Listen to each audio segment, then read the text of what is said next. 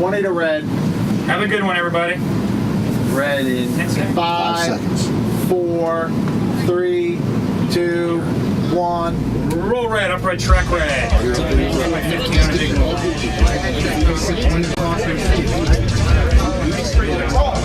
15 out of red.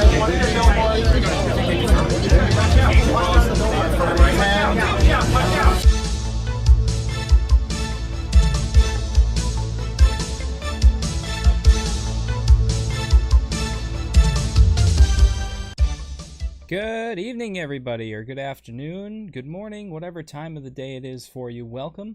I'm going to do this offline video to showcase the Elgato Streamdeck that I have been using now for some time. In case you don't know, I'm TV Guy Jay. I host Stormforce games 3 nights a week, Mondays, Wednesdays, and Fridays, exclusively on Twitch around 9 p.m. Eastern. So I want to show you the Stream Deck because I've been talking it up to a bunch of people, and recently Elgato just released a new feature for the Stream Deck, a couple of new features actually. One of them being soundboards, and I'm super excited about that because we've been waiting for this feature for a really long time. So I want to show you how I use the Stream Deck, how it's set up for my stream, and some of the new features as well. And maybe you'll like it enough you go buy one for your own stream. So let's take a look here. I'm going to, I have in my hand a GoPro camera that I'm going to use to record what I'm seeing on the Stream Deck here in the studio, and then I'm going to superimpose that video on the screen so that you guys can see it later in editing. So it's going to look a little awkward here, but we'll make it work. So anyway, this is the Stream Deck, as you can see, and this is my main screen. This main screen shows me the basic stuff that I need to access at a moment's notice. I have my microphone control here, and if you notice, a lot of these buttons have 2 different states, a high and a low state, or an on and an off state. So it will show you, for instance, if I turn my microphone off, that turns red, so it indicates that the microphone is off. So I can look in real time and see, and it reacts because of the integration with OBS, which is the software that I use to stream. It reacts to the states in OBS. Regardless of how many times you push the button, it will always reflect the current status. So if I were to go into OBS and manually click off the microphone, you can see that the microphone turns red to indicate that it has been turned off. So you're never going to get into a situation where you push the button and then you clicked and it's not the right state showing on the Stream Deck. There's also, on my top row here, I have my basic 5 layouts, and you can see as I move through these different layouts, the buttons will react. Again, these buttons are 2-state buttons, so I have a button that is just the icon, and then I have a button that is, or an image for the button that is has a red highlight and an on-air symbol, so I can tell which one is active at any given time. And I have a bunch of those here. I have just the plain black screen. I have my intro screen. I have my regular live layout. I have my BRB, or Be Right Back. And then I have my open video, which you just saw a moment ago. Now down here on the second row, except for the microphone, I have the different sources on this particular layout that you see, my regular live layout. So I have, I can turn on and off the capture card. And for some reason that's not working, so let's take a look here and find out why. That would be because it's not set to the right thing. So occasionally, there is a bug in the software that will occasionally change what things are supposed to control. And I don't really like that. They haven't really fixed it yet, but it's a small price to pay for such an easy to use and useful tool. So now that I've updated that in the software, I can show you it will turn on and off my capture card. If I want to hide something on the screen, say a some kind of personal info or whatever, I can have it hide that.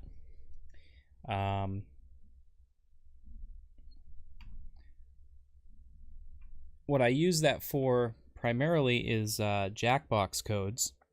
When I want to hide the room code, I can push this button and use it to hide. And then what I can do is I can put the logo in like that, and it will show the logo on the screen, so I have something there.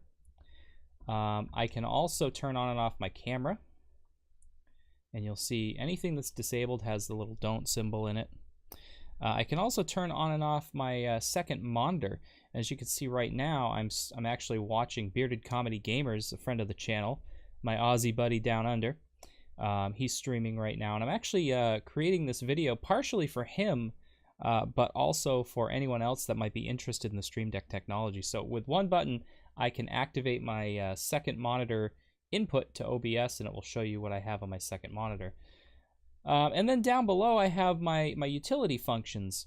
Right here, this funny looking button here is my stream controls, media controls, application launching, my stream start and record start, Twitter functions, and then I have a shortcut to the intro scene, and I'll show you how I use that.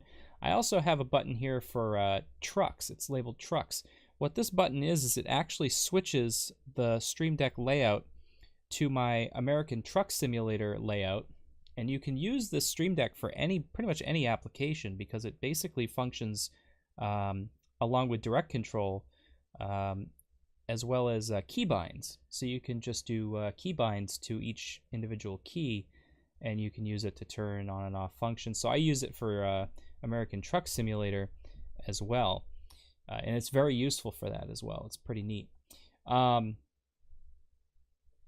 So then, for some reason it loaded the wrong layout here, but then what I can do in here also is I have my Twitter functions, and any one of these buttons will send a prearranged Twitter tweet on Twitter. And then down here is a new function that they have released just recently. This allows you to change your Twitter display name. So what I have here is I have one that will change it to put live in brackets in front of my Twitter name, and one that will take it away. That way I can indicate to my followers on Twitter when I'm live and when I'm not. So we'll be trying that out pretty soon here. In the applications folder, I have a bunch of different applications that I can launch just with a touch of the button. As you can see, I have my Adobe Creative Suite applications. I have Chrome, Streamlabs, Chatbot, Discord, OBS, iTunes, a few others, and then in here I have all my games. An Apple II. This is an Apple II emulator, Death Road to Canada, Minecraft, PUBG, all kinds of stuff. Roller Coaster Tycoon, Golf with Friends, all of them. So it just launches an application. And then right here, this basically just controls the brightness. When I'm done using it, I turn the brightness down just to save on the backlight wear and the wear on the buttons. Hopefully make them last a little bit longer. And then when I come back, I can turn it on. And then up along here and down the side, I have my media controls. These will control iTunes or pretty much any major media player. And these buttons here will also control system volume. So I can turn up and down the volume of my computer, as well as muting the audio as well. So I got play, pause, back, and forward for track selection. In here I have all my Twitch shortcuts, including chat messages. I have a couple of Streamlabs shortcuts. They have direct integration with Streamlabs, so I can do the game spinner if I want to, just with a push of the button there. Takes a really long time to go through. I don't use this as much now, but I may use it in the future. something like that. I can mute my Streamlabs alerts if I want to. I also can see down here how many viewers I have on Twitch at any given time. When I'm live streaming on Twitch, there will be a number down here that will display the current viewers. And in here I have a bunch of chat shortcuts. My custom channel emojis here that I can push, and you can see they pop up on the screen. I have the LOL, the Kappa, a few others that I like. I can also clear my chat. This works directly in Twitch chat. It does not reflect it on the actual up here where you can see it. And then I have different chat modes. I can do follower-only chat, sub-only chat, emote-only chat, and slow mode as well. There are a bunch of other features too that I don't have access to yet. In here I keep all of links to different channels that I support and follow, and you can see all of their names here: Barbara, Edo Katoba, Karabukai Play, Kevin Tendo, the list goes on and on. Nero, Space Cat Universe, Cocktails and Consoles, Oshi Kurosu, all those guys. So that's pretty easy. I can just push a button here and it will pop up in chat with a command. So that's pretty awesome. And then over here I have my sound effects, and these sound effects are through my chat bot. So when I'm doing live streams, anybody who's a subscriber to the channel can use these awesome sound effects, and you'll see that they... Oh, that was kind of weird.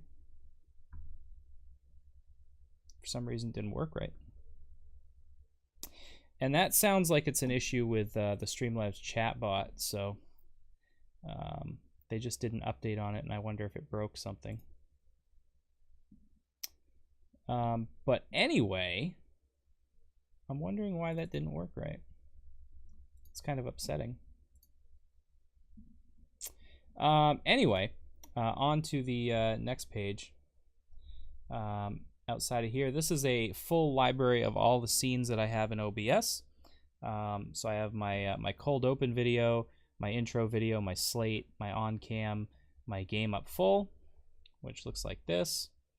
My BRB screen, my raid screen, my promo. When I do promo videos or offline videos, you can see that's my layout for that. This is a new layout that I'm testing out for Overwatch. And then, of course, my my just plain black and my bars and tone for testing and stuff like that. Also, I have the metal update in here, which we won't be using anymore now that the Olympics are over, but I may put another special layout in there like that. Not sure yet. We'll find out.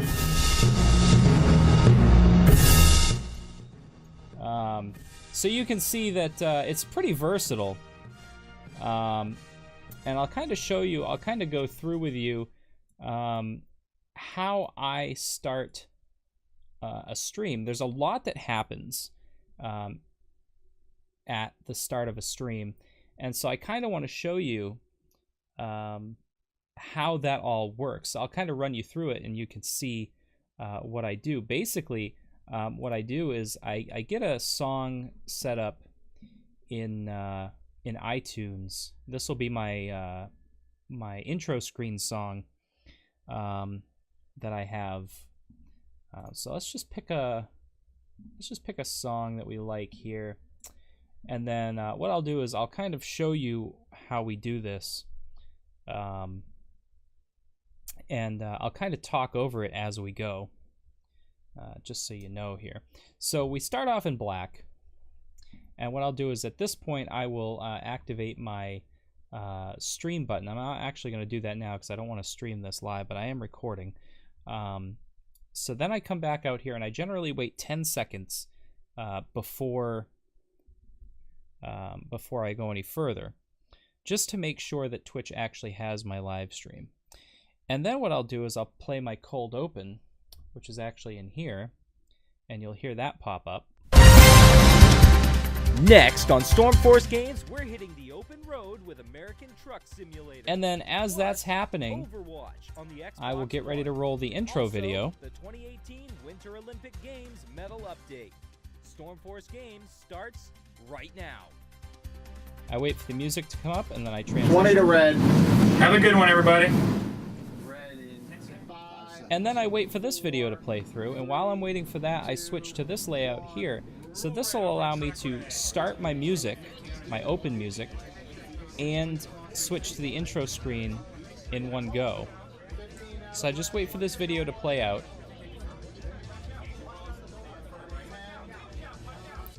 And once the logo builds in, then I start the music and I transition.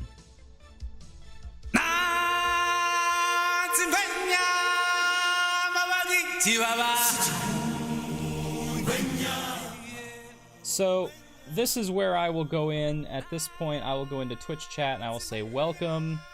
Here's the song. The song is incorrect because I haven't updated it. I'll post my Discord, I'll post a follow promo, and then I'll hit chat hype. And then this time is the time that I spend going into the other folks' Discords that allow for self-promotion, and I will post a link saying that I'm live. So that's typically why it takes me a little bit of time between the time that this builds in and the time that I actually come up on camera, because I'm actually working in the background, posting on Discords and generally just getting ready to go. Once I get ready to go, I'll basically come up here and get ready to go into my on-cam scene. And at the same time I do that, I turn my microphone on and kind of fade out the music on the screen with the mixer. Streamlabs, or excuse me, Elgato currently doesn't have a function that allows you to raise and lower source volume, and I hope that they do eventually. But until they do that, I basically have to do that by hand. So at that point, I will transition into the on-cam and welcome everyone to the stream. Hello everyone, how you doing? Pop in my super and take it out, and then fade the music out completely. And then after I lose the music, I go in and close iTunes, because the same channel in OBS that my desktop music comes through is also the same channel that all my alert audio comes through. So I have to remember to put that back up. Otherwise, the alerts will pop up on the screen, but nothing will happen. And then once that's up, we go into our live layout like this. And once we're on our live layout, basically we start playing games. The next folder is kind of an interesting one. This is sources, and these sources are all in relation to the scene you see here right now. You can see every one of them has an on and off, and so I can turn on and off individual pieces of this layout that you see here. I can turn on and off the camera, again in this scene. I can turn off the capture card, and as you can see, again, they're all real-time statuses. So it will tell me whether it's on or off. I can turn on my screen too, and you can see right there I have the Streamdeck configuration program open. So that's how you actually set that up. I can turn on and off the viewer number down in the corner, my Twitch viewer number. My Warp World bar I can turn on if I want to, if I'm playing Super Mario Maker. I can pop that bar in, and there you go. You see it's up there now. My HD Wings. The HD Wings is for when I play a game that is locked to 4:3 standard definition, like my RetroPie, for instance. It'll show up on the screen square up in here. So you have black bars on either side, so I can fill those black bars in with some graphics here. And it will make it look nice and complete. So I can turn that on and off as needed. My logo, again, when I have black screen up. The event bar I can turn on and off. I can also turn on and off the chat if I want to. I can pop in color bars if I need to really quickly for testing. Again, the Twitch jar, the Bit Boss, all of these. There are different goals, different goal bars that I have in there, and I don't think I have any of them set up right now. Oh, there's the follower count, follower goal count that's in there, and the bit goal I haven't set up properly yet. And then there are a couple of GIFs that I can add, like my Salt GIF that everyone loves, and the Troll GIF. And I haven't added more, but I can at some point.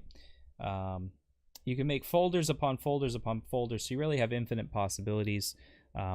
I haven't run out of room yet, although I will say I could use a larger layout. I may end up getting a second Stream Deck to put next to it to move some of the features over and add more real estate. And then the last area I have here is the newest area that Elgato has produced for the Stream Deck. It's real-time soundboards. So you can go in here and you can actually hit different sound effects or actually play full songs as well. So I'm going to be testing this out coming up soon, but I have most of my Stormscriber sound effects in there along with some other ones. I am Groot. So I can play the Groot, I can play the meow. Meow, bitch! And the cool thing is when you push these, they can be configured 3 different ways. You can push it and it will play, and then you can push it again, it will stop.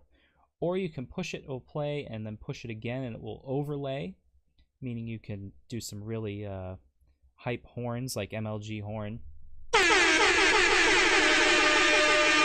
can really get annoying with it if you hit it more than a few times. And then the other one is basically just a play and then repeat. So it'll play and then you hit it again and it will stop and repeat. So it's kind of neat. The other cool thing, and I hope that this is maybe a hint at what's to come, is if I go in here and play a song, you will see that we'll turn this down so you can hear me, but you can see that there's an animated logo there, or animated button image.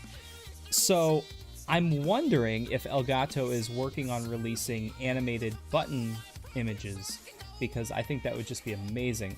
Also, it will show you a countdown of the song and how much time is remaining in the song. But if you want to stop it, there's a stop button, or you can just push the button again, it will stop. So you have all these different buttons with different songs, all kinds of stuff. You can even overlay. You can have multiple things playing at the same time, and you can stop them all at the same time. I don't know why you'd want to do that, but in some cases with sound effects you might want to do it. There's a bunch of different sound effects that I have in here. My follower sound effect. Anyway, so that is kind of the layout for my stream. That's how I use it. Ariel has a separate layout that she uses for her stream, and again, I have another layout in here for American Truck Simulator that I can use to control the truck and the game environment as well. So I hope you enjoy what you saw. I am going to put this together and post it so that you can take a look. And if you like the Stream Deck and you like what you see, you can always, you can definitely pick one up online. I think they sell them on Amazon for about $150. Actually, I can pull it up on screen right now here if you give me a moment.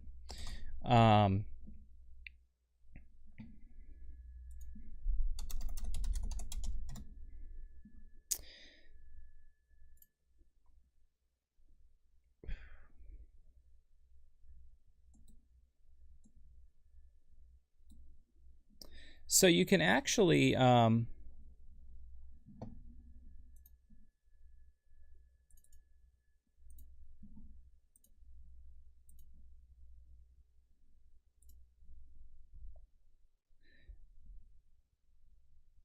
so what you can do is you can actually buy these on Amazon. They have them here for $149.95, and it works with Windows 10 and Mac OS. I've used them on both and it works pretty well. The software is pretty easy to configure.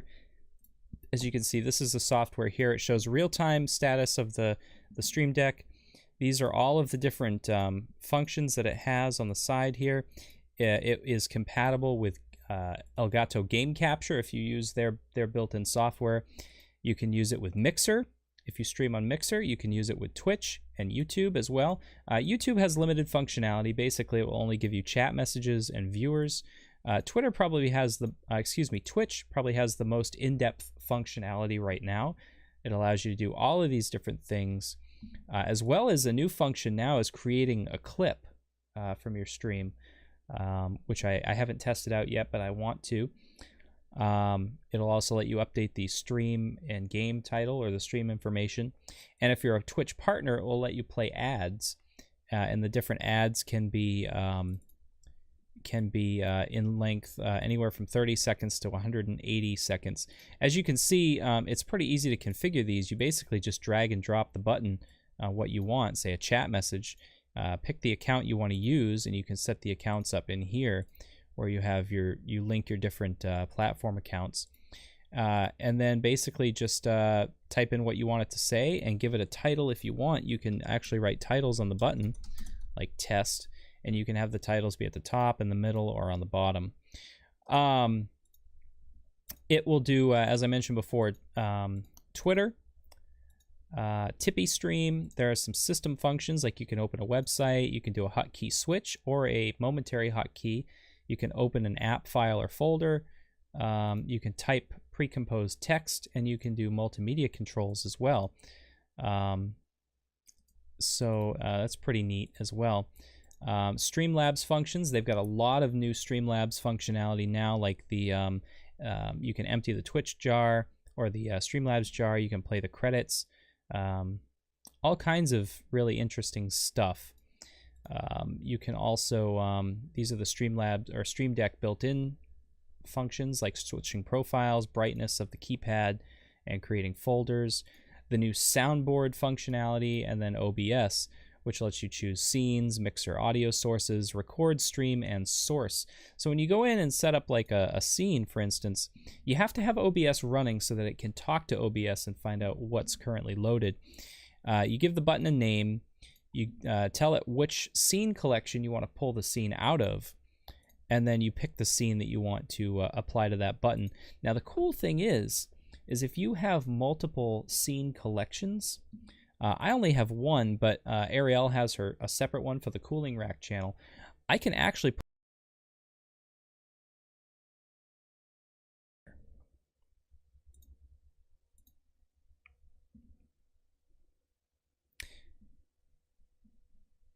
put one of her layouts in there, and when I push the button, it will actually switch in OBS to that scene collection. So it's pretty dynamic. I really like how that functionality works. Overall, I am a big fan of the Stream Deck. I really enjoy it. It has helped me out immensely. I can't imagine doing a stream without it now.